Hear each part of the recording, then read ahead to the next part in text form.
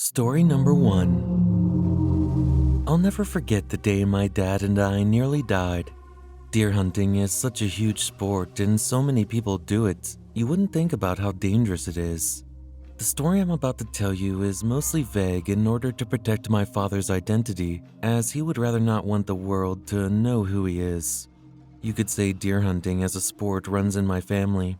My grandfather did it and he taught my father to do it. My dad really wanted a son, but he got me. Still, he didn't let that stop him from teaching me how to hunt just like his dad taught him. I won't say whether I actually like hunting or not. I mostly enjoy spending time with my dad, and my knowledge in guns and wilderness survival is also popular with the guys. Long story short, the hunting season had just started and we couldn't wait to get out there. My dad was so excited. It was shortly after my last year at school, so he was happy it was going to be the first season when I didn't have to study for a test or anything like that. So we packed the car for a full camping trip. It was our third day in the woods. We'd been tracking the herd for the past 2 days and we were getting close. We didn't know yet that we were also being hunted. I remember my knees digging into the dirt and the brush of the undergrowth tickling the sides of my necks. I studied my breath, just like my dad taught me. The deer we were stalking was close, but I couldn't see them yet. I stayed back as my dad scanned the ground. Tracking was never my strength, so I left that to him. That's why we kind of got separated. I stayed in the undergrowth and he moved forward. At some point, he froze. This seemed strange to me because I knew we weren't that close to the herd. There was no reason for him to just freeze like that. His head slowly turned towards me, and the look of absolute terror on his face will always haunt me. His eyes were wide, his mouth was hung open, the bottom lip quivering, and his skin had gone as pale as snow. Before I knew what was happening, he yelled at me to run. I knew better than to argue or question him. I got to my feet and spun around so quickly that I actually twisted my ankle. I ended up limping away as fast as I could rather than running. I could hear my dad crying and screaming behind me. At the time, I had no idea what was happening, and the only thing I knew I should do was keep running. I made it back to our camp and scratched through our luggage for the spare radio. We were so deep in the forest that it was rare to get a signal, so I didn't even try my phone. I managed to get a hold of the park rangers nearby, and they sent help straight away. Basically, my dad realized a little too late that we were being hunted by a black bear. We didn't know it back then, but we had entered its territory on the second day. It caught our scent and stalked us the entire third day while we were tracking the deer herd. It's unusual for a herd to go through a bear's territory, but our presence could have scared them so much that they took the risk. My dad saved my life that day. The bear was stalking me while I was crouched in the underbrush. My dad saw the bear and yelled at me to run. When I ran, the bear chased me and my dad attacked it in order to get his attention off me. My dad survived, but he was severely injured, and I ended up visiting him in the hospital for the next few months. We still go hunting, but both our tactics have changed, and we're far more careful. The scariest part for me was not knowing what was going on. I was terrified, but I didn't even know what to be terrified of. I didn't know why I could hear my father screaming behind me, or why he told me to run. I just did what I was told, and hoped for the best. Story number 2. Let me start this story out by stating that I spend a lot of time around animals. It's my job. I'm a zoo vet. I know a lot of people disapprove of zoos, and to be honest, so do I. However, the zoo I work for is different. We mostly operate off individual investors, and we're not as public as other zoos. We protect injured or endangered animals. They are brought to us, I treat them, and we keep them until we're sure they are ready to be released back into the wild. Of course, we are open to the public since we do rely on the entrance fee for funding as well. It's because of a visitor to the zoo that I am able to tell this story. It was mostly a slow day, and I was treating one of the pythons that had just been delivered to our zoo. The poor thing was crossing a road when a car drove by. Thankfully, it wasn't as badly injured as the driver described. He'd simply hit the python's head, and I wasn't that worried about its recovery. Unfortunately for me, the python wasn't as out of it when he arrived at the zoo as I thought he would be. I turned around for a second. By the time I felt the python's body wrapping around my waist, it was far too late. A python doesn't move that fast when it's wrapping around its prey. but its grip is so strong that by the time it has you, there's almost no way you can get free. I don't remember much from the experience. I couldn't breathe. The grip around my waist tightened and my legs went numb. The corners of my eyes grew dark and eventually my eyes closed. So from that point on, the python would attempt to swallow me whole, and by all means, it would have been able to. Luckily, the zoo had a visitor that day. He was looking for the zoo's vet because he was concerned about the way one of the apes was acting. He'd walked into my office just after I had passed out. He acted quickly, getting one of the zoo handlers involved, and the python was shot with a tranquilizer.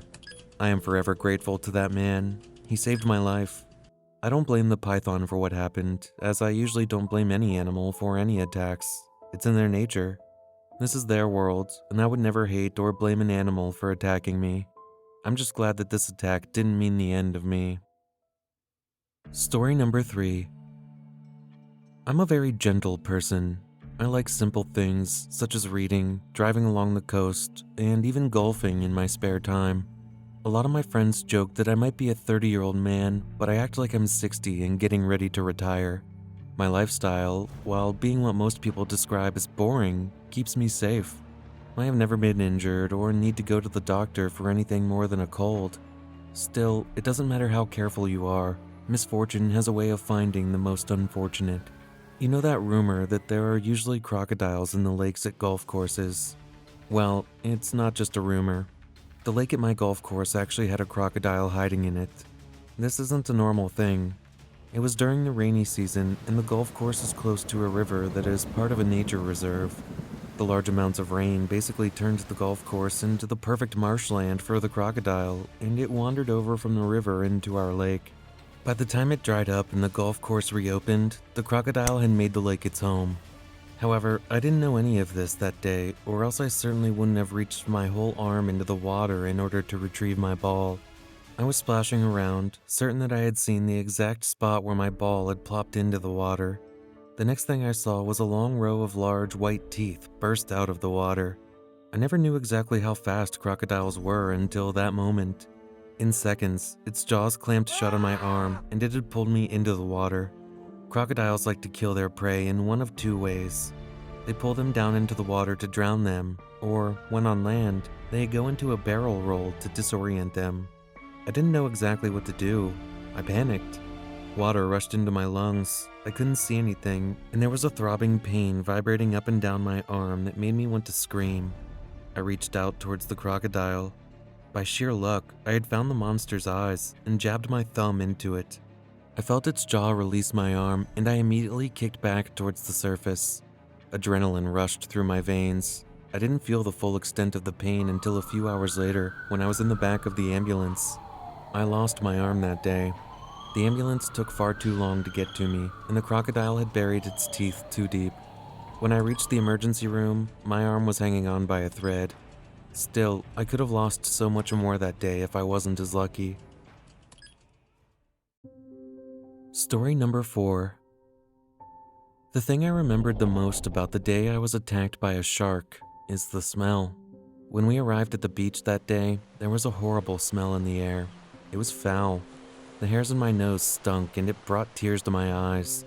If you think this was enough to turn me and my friends away, then you don't understand the call of the waves. I was surfing before I could even walk. Both my parents were passionate surfers and got me hooked on it as soon as they could. We lived pretty close to the beach, but the best surf spot was a little enclosed beach about a 2-hour drive away from our house. We called it our secret beach. A lot of other people knew about it, of course, but it was such a far-out drive that it was mostly empty whenever we got there. We would have the waves all to ourselves. That day was the first day I went to the secret beach without my parents. My little sister, a recent addition to our family, got sick often. They would often have to stay home to take care of her, but they would never stop me from making it down to the beach as often as I could. A couple of my friends joined me, but not a day goes by when I don't wish that at least one of my parents were there that day. Maybe they would have warned us. Perhaps one of them would have known that the foul smell in the air was a sign of a whale carcass nearby. They would have warned us that a whale carcass in the area would likely mean that the waters could be infested with sharks hell-bent on protecting their meal. They weren't there that day, and there was no one to warn me and my friends before we took our boards into the water. Obviously, we weren't out on the waves for very long before something happened. I was at the back lines, waiting for my turn to take a wave. My friend Josh had caught the first one, and my other friend Ted was next. I remember watching him when it happened. I always liked to see which waves my friend would deem worthy enough for a ride. In a flash of white ocean spray and blue, leathery skin, Ted vanished from my sight within a second. For a split second, the world froze. All I could hear was my heart pounding in my chest. The heartbeat echoed along with the muffled cries and screams from my friends. Josh was the first to rush into action. He paddled out to Ted's board. I watched him take off his ankle strap and dive into the water. I'm not sure if it was seconds or minutes that passed before he resurfaced, barely managing to hold Ted above the water. My brain had rebooted at that point, and I quickly paddled over to help. With the help of Oliver, the other guy on the waves with us that day, we got Ted back onto his board and helped pull him back to shore. We got him in the car and rushed him to the hospital. Ted was luckier that day than most. The shark that had attacked him hit the board, but missed Ted. He was knocked off the board and rendered unconscious, but he didn't suffer any other injuries or lose any limbs. We started calling him Lucky Ted after that, and Josh, well, he's the bravest man I've ever known. Story number 5. Killer whales have always fascinated me. For instance, the fact that their nickname is given to them purely because they kill whales, and not because they are actually whales, is the first piece of information about them that intrigued me. They're part of the dolphin family. I wanted to learn more about them, and that was when I decided to dedicate my life to killer whales. I knew how dangerous they were at the time this story takes place. They're nothing like their dolphin cousins. They don't play with you. They aren't cute and cuddly. They are deadly beasts. Still, I'd grown attached to one during my studies at the local aquarium. We called him Triton, and he'd already attacked 4 of his handlers. We were under the impression that he was more aggressive towards males than females, since out of the 6 handlers he's had, the 4 that he attacked were male and the other 2 were female. This gave me some confidence as his 7th handler, since I am female. I was wrong to have that kind of confidence, but what happened to me was a complete accident. I was feeding Triton his usual snack at the end of the day. The aquarium was closing, and we were mostly on skeleton staff. I accidentally dropped his food bucket while tipping the food over into the top of his tank. I knew I'd get in trouble if I just let the bucket float there because Triton liked to play with them, and he might even eat it and choke. I leaned over the tank. Triton was distracted by the waterfall of food floating to the bottom of his tank. The bucket floated away from me with every attempt I made to snatch it. I leaned over as far as I could. There was no way I was getting into the tank under any circumstances. I reached out one last time, slamming my hand down into the water in a botched attempt to grab the bucket. Not only did I swat it further away from me, but I lost my grip on the only thing holding me above the tank. The water enveloped me, and I was instantly blind and deaf. I fell in head first and quickly worked to turn myself around in the water so I could kick back to the surface.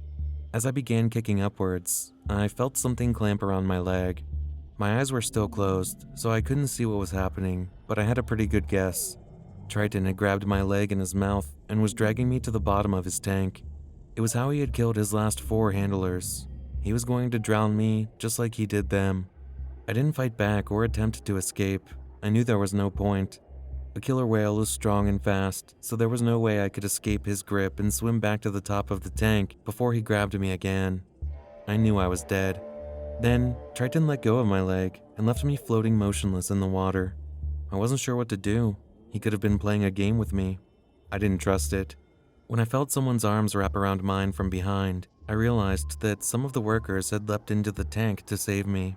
Triton didn't like groups and would always avoid multiple divers. The moment someone else hopped into the water, he left me alone. We had a skeleton crew at the time. I didn't expect anyone to jump in to save me. I certainly didn't expect it to be the janitor, John. I was certain that I was going to die that day, but my hero was brave enough to save me. I still love killer whales, but I'm a bit more cautious when I'm around Triton.